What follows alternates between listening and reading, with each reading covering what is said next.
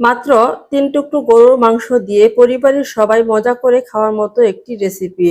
অর্থাৎ আমি আজকে আপনাদের সাথে শেয়ার করতে যাচ্ছি গরুর মাংসের ভর্তার রেসিপিটি।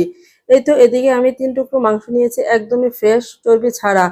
এখানে কিন্তু অবশ্যই চর্বি ছাড়া মাংস নিতে হবে। এদিকে আমি মাংসটা একটু হলুদ লবণ দিয়ে সেদ্ধ করতে বসিয়ে দিয়েছি।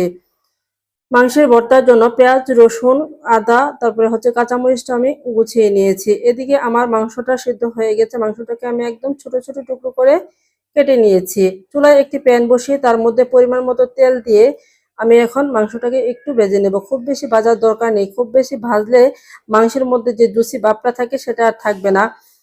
আমি হালকা করে একটু ভেজে নিয়েছি। একই তেলে আগে থেকে গুছিয়ে রাখা পেঁয়াজ রসুনটাও দিয়ে আমি একটু ভেজে নিব। তার সাথে আমি দিয়ে দিচ্ছি পরিমাণ মতো হলুদ গুঁড়ো দিয়ে আমি খুব সুন্দর করে পেঁয়াজ, রসুন, কাঁচামরিচ, আদাটাকে ভেজে নিব। এই ভর্তাটা খেতে এত বেশি মজা হয়, আপনারা বাসায় অবশ্যই একবার হলেও ট্রাই করে দেখবেন। এদিকে আমি একটি ব্লেন্ডার জারে মাংসটা দিয়ে মাংসটাকে আমি একটু ব্লেন্ড করে নিয়েছি। মাংসটা ব্লেন্ড করা হয়ে গেলে আমি পেঁয়াজ রসুনটাও একটু দিয়ে দিচ্ছি, সাথে একটু লবণও দিয়ে দিচ্ছি। দিয়ে আমি খুব সুন্দর করে ব্লেন্ড করে নিয়েছি। এখন আমি একটুখানি সরিষার তেল দিয়ে খুব সুন্দর করে মেখে নেব। এই তো আমার মাংসের ভর্তাটা একদমই রেডি হয়ে গিয়েছে।